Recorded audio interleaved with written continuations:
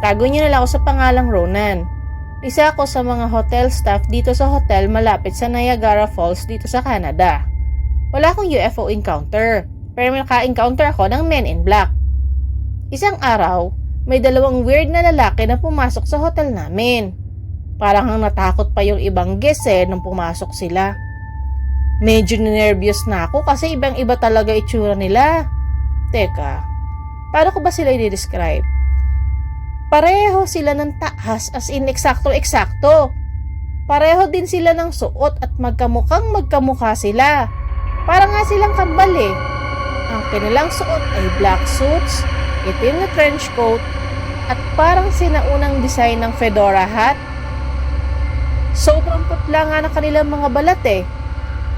Nung pumasok sila sa hotel, lumapit sila sa akin at hinahanap nila yung hotel manager namin na si Sir Shane.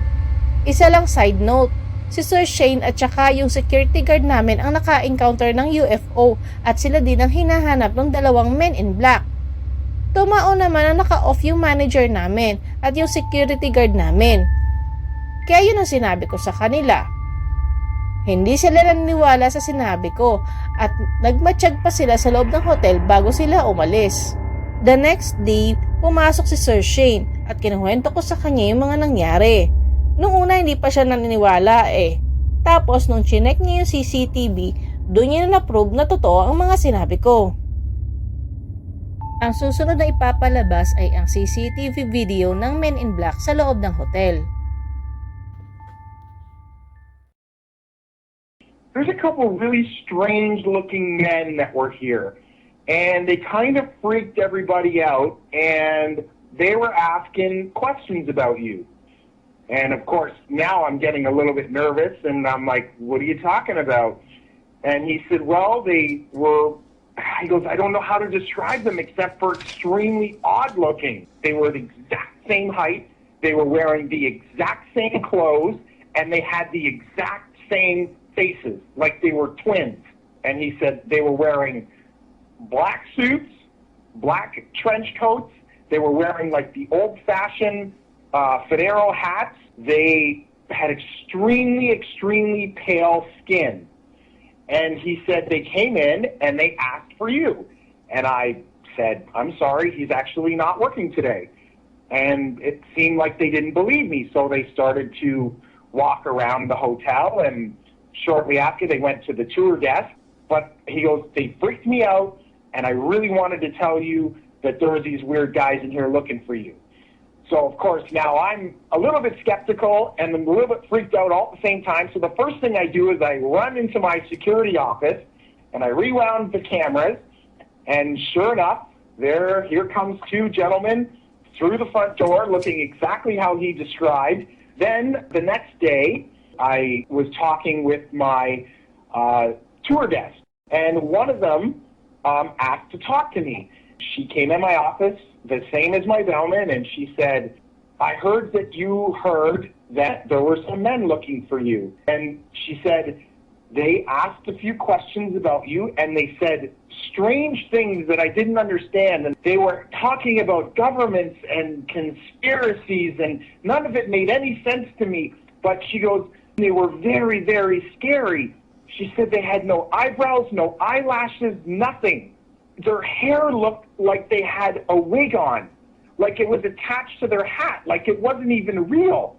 And she said, and the scariest thing, their eyes were so big and so blue that they almost hypnotized me a little bit. And she goes, and you're going to think I'm crazy when I tell you this, but I swear they knew what I was thinking. And she started to cry, and she said one more thing before she left. She said, these men, they didn't blink. Not once did I see them blink.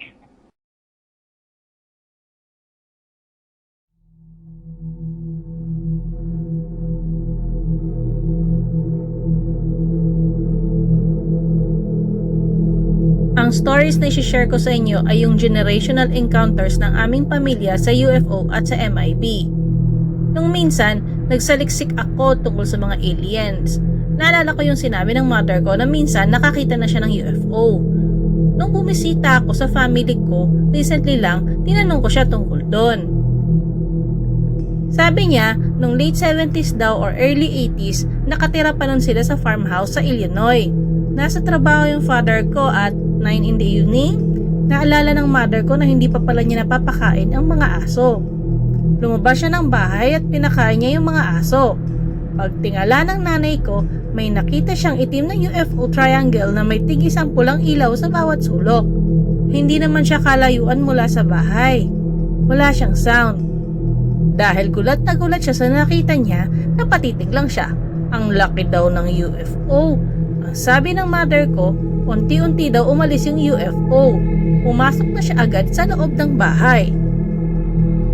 Tapos yung younger sister ko, pabirong naikwento yung tungkol sa karanasan niya nung 3 years old siya.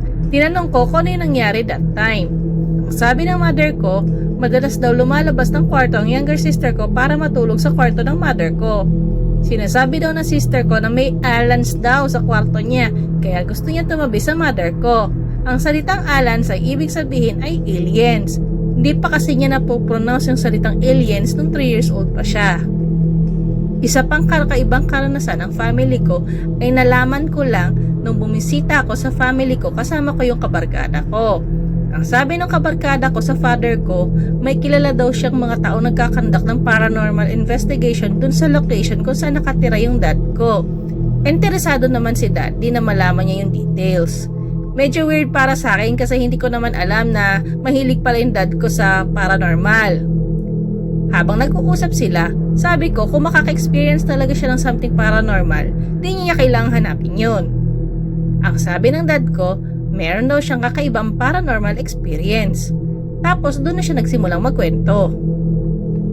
Yung kwento ay nangyari nung nasa ospital pa siya at malapit na siyang mamatay. Take note, marami niyang beses tinakasan si kamatayan at itong kwento ito ay isa lang sa mga stories niya kung paano siya tumakas kay kamatayan. Pakiramdam niya talaga kukunin na siya eh. So noong mga panahong yun, tinanggap na niya na mawawala na siya dito sa mundo. Nagdidilim na yung paligid niya. Tapos unti-unti ba namang lumiwanag? May 2 lalaki na nakasuot ng itim na suits at pumasok sa kwarto niya. At ang sabi nila, "Ginoong Jones, di ka pa namin hahayaang mamatay sa ngayon." Pagkatapos nilang magsalita, lumabas na sila ng kwarto. Pagkatapos, bumalik na ulit ang dating sigla ng father ko. Nagpasukan yung doktor at nurse sa kwarto ng father ko. Takang-taka sila sa nangyari kasi ang tingin talaga nila mamamatay na yung dad ko. Tapos nagtanong siya sa doktor kung sino yung mga lalaki na nakasuot ng black suits at black hat. Sinabi ng doktor na andun lang sila sa labas ng room dun sa may nurse's station. Pero wala naman daw pumasok o lumabas man lang sa room ng dad ko. Ako naman, ang pinakauna kong paranormal experience ay nung kasama ko pa yung kabarkada ko. May nakita kaming 1950s style na Men in Black Cadillac na bigla ring nawala sa harapan namin.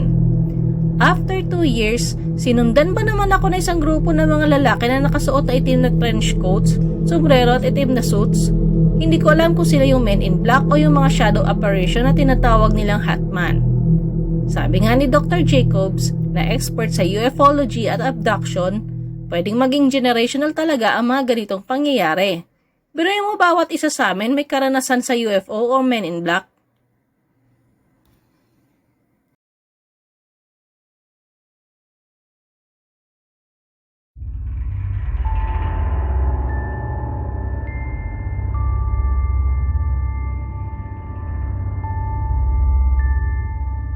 Mayroon ako nakakatakot na experience noong year 2000. Naka-encounter ako ng mga taong nag-fit sa description ng Men in Black. Ang alam ko lang kasing Men in Black ay yung movie lang ni Will Smith, pero hindi ko alam na may Men in Black pala sa totoong buhay. Mailman ako dito sa Washington DC. Isa sa mga building sa madalas kong daanan ay isang napakalaking establishment.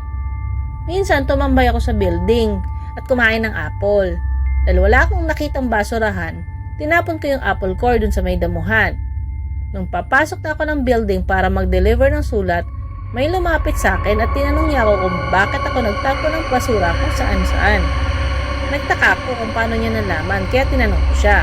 Ang sabi niya, under video surveillance daw yung building from corner to corner. Doon ko na-realize na mahigpit palang security doon. Sa bagay, pansin ko din naman na hanggang mailroom lang din ako nakakarating or never kong na-access ang ibang parts ng building. Makaraan ng ilang linggo, dumaan na naman ako sa malaking building at habang papalapit ako, may nakita akong 3 figura na tumatawid ng pedestrian lane papunta sa building na tight nga ang security. Nung unang tingin, parang normal na tao lang sila. Pero nung napalapit na ako, na-realize ko na parang hindi sila tao. Sobrang payat nila at painggang-inggang pa silang lumakad. Basta kakaiba yung way ng paglalakad nila. Hindi naman nakakatakot yung kilos nila, pero ang nakakatakot ay yung itsura nila. Yung katawan nila at mga mukha ay flat, as in flat, walang kontur. Kahit nga yung ilong nila, as in walang kahugis-hugis, parang ilong lang na nakadrawing sa mukha. Imagine mo yung hugis ng damit kapag nakahanger, as in ganun ka-flat. Lahat sila nakasuot ng black suits at itim na sunglasses. Pinindot nila yung buzzer ng building at pagkatapos ay nakapasok na sila sa paloob. Kahit takot na takot ako, hindi ako nagpalata kaya sinubukan kong pumasok ng building para i-deliver yung sulat. Nung pumasok ako sa mailroom, meron 10 normal na taong nakatayo doon. Nakatingin lang sila sa akin. Medyo intimidating nga eh. Tinanong nila ako kung may nakita daw ako. Syempre di agad ako nakasagot. Tapos may man in black na lumapit sa akin sa may likuran ko. Pakiramdam ko, isa siya doon sa nakita ko tumatawid sa pedestrian lane. Tinanong niya ako. May nakita ka ba? Anong nakita mo? Tumanggi ako syempre. Dahil hindi nga nila ako mapiga-piga, pinaalis na nila ako. After a week, sinabihan ako ng supervisor ko na ma-assign na daw ako sa ibang ruta.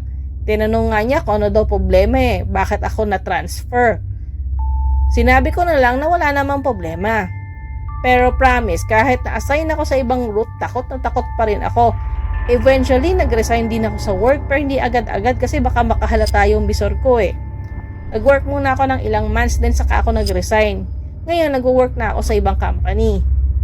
Noong una, hindi ako naniniwala sa mga alien-alien na yan. Pero nung simula nung nakita ko yung mga nilalang na yan, hindi ko na alam kung anong paniniwalaan ko.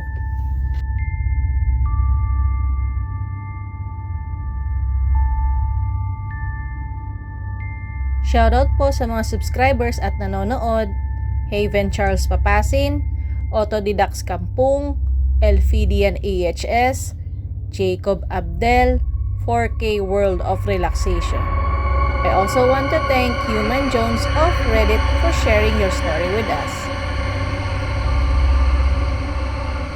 Kung gusto niyo po magpadala ng mga nakakatakot na stories, either fiction po o kaya naman po ay based po sa totoo niyo pong experience, pwede niyo pong ipadala sa thstagaloghorrorstories@gmail.com. Maraming salamat po sa pakikinig!